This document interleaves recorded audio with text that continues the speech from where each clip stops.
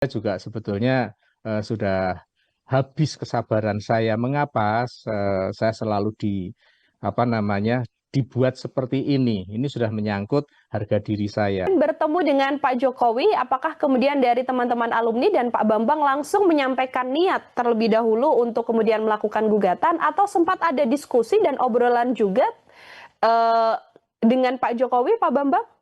Oke, betul Mbak Nila.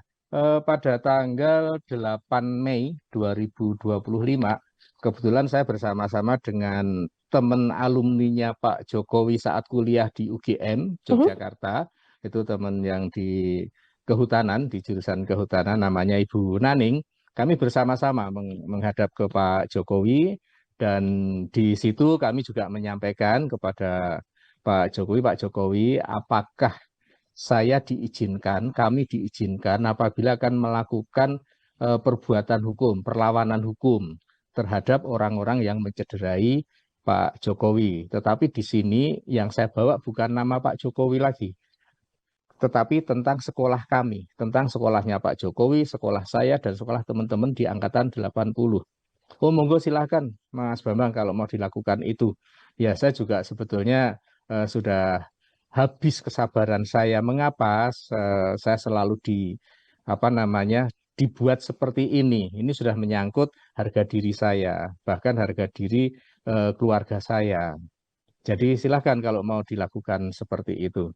Mas Bambang kan tahu sendiri, apakah saya pernah marah Mas Bambang sejak berteman dengan Mas Bambang dari kelas 1 sampai dengan kelas 3. Itu bahasanya Pak Jokowi dan kami ketawa, termasuk juga Naning. Kowe roh gak aku roh ra, aku tahu nesu karo kowe ning konco-konco. Nggih mboten nate Pak Jokowi, itu jawaban Bu Naning seperti itu. Demikian Dengan Mbak Nila. dengan kemarahan yang ditunjukkan oleh Pak Jokowi yang tadi Bu Naning dan juga Pak Bambang juga melihat bahwa seorang Pak Jokowi ini bukan pribadi yang memang mudah marah begitu kan. Artinya kalau dari Pak Bambang yang juga mengenal Pak Jokowi semasa SMA, apakah ini juga bentuk lelah begitu ya dalam tanda kutip dari Pak Jokowi, mengapa persoalan ijazahnya ini dibawa berlarut-larut, Bapak? Iya betul. Jadi Pak Jokowi memang mungkin ini penilaian saya, kalaupun salah saya mohon maaf sebelumnya, terutama kepada Pak Jokowi. Mungkin Pak Jokowi itu sudah habis batas kesabarannya, itu mungkin sudah habis. Kemudian yang kedua, memang tersirat di situ bahasanya, saya sekarang kan sudah menjadi orang sipil, Hmm. bukan sebagai presiden lagi. Kalau saya sebagai presiden, mungkin nanti akan neko-neko lagi permasalahan yang muncul. Tapi saya sudah menjadi orang sipil, seperti halnya Mas Bambang, Mbak Naning, dan yang lain-lainnya. Makanya saya melakukan apa yang harus saya lakukan. Demikian dari saya, Mbak Naning. Oke, jadi Mbak Nila, ya. bagian dari batas kesabaran dari seorang Pak Jokowi, mengapa kemudian ijazahnya terus dipersoalkan begitu ya. Kalau ini kan berarti pertemuan yang dilakukan Pak Bambang ini kan di momen terakhir ketika persoalan ijazah ini dibawa kembali. Ketika pada tahun 2022 yang di Jakarta dengan Egy Sujana atau Bambang Tri, apakah juga di momen itu pernah bertemu dengan Pak Jokowi, Pak Bambang? Tidak ada sama sekali. Justru malah makanya di situ saya menyampaikan, saya siap untuk dimarahi oleh Pak Jokowi. Karena Pak Jokowi nggak pernah mau dibela, dibantu oleh teman-temannya, terutama justru teman-teman dekatnya saat kuliah maupun saat sekolah. Beliau sangat tidak mau. Ya, Hmm. dan saya juga tidak ada kepentingan untuk itu. Kepentingan saya terusik, dan itu adalah teman saya. Saya tidak melihat beliau sebagai presiden, tapi saya melihat beliau sebagai teman saya. Karena menyangkut tentang ijazah yang saya miliki sama dengan yang beliau miliki. Demikian, Mbak Nila. Oke, kalau untuk gugatan intervensi sendiri, ini apakah hanya datang dari alumni SMA 6 saja, Pak Bambang, atau dari alumni UGM juga akan melakukan hal yang sama? Kalau yang itu saya tidak tahu, karena setelah itu saya tidak ada kontak sama Ibu Naning, tapi yang Hmm? jelas ini adalah dari SMA 6, Angkatan 80. Oke, dari SMA 6 Angkatan 80 yang kemudian melayangkan gugatan intervensi ya terkait polemik yang saat ini digugatkan di Pengadilan Negeri Surakarta. Pak Bambang, ini kalau mengenang momen-momen ketika bersama dengan Pak Jokowi semasa sekolah, 3 tahun bersama dengan Pak Jokowi begitu ya. Kalau dari Pak Bambang, kenangan yang paling berkesan apa, Bapak?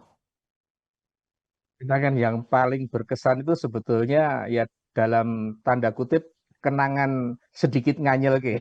Mhm. Jadi begini, saat beliau jadi presiden yang pertama, itu teman-teman dikumpulin. teman dikumpulin, konco-konco, teman-teman, jangan pernah mengaku teman saya. Itu presiden pertama, beliau menjadi presiden yang periode pertama. Jangan pernah mengaku teman saya, jangan menjual nama saya, dan jangan pernah minta pekerjaan dari saya. Hmm. Dan itu kami pegang sampai detik ini, sampai saat ini. Dan kalau itu kami sampaikan ke Pak Jokowi, beliau ketawa gitu aja. Ternyata kamu konsisten ya dengan yang kamu lakukan. Iya Pak Jokowi, itu kami konsisten di situ. Nah itu salah satu cerita. Kemudian kalau Mbak Nila menanyakan tentang kesan kami kepada Pak Jokowi saat kami sekolah, yang jelas beliau itu memang orang yang paling pintar di SMA, SMPP atau SMA 6 tahun 80 saat itu. Karena saat itu selalu apabila ada juara kelas yang menjadi juara, dari kelas 1 sampai kelas 3, beliau selalu dalam upacara itu disampaikan bahwa juaranya adalah, jadi ada 3 nama saat itu. Pertama Pak Joko Widodo, kedua Mulyo Widodo, yang ketiga itu Ria. Nah itu perempuan nah itu selalu. Jadi kepintaran beliau memang dari kelas 1 sampai dengan kelas 3.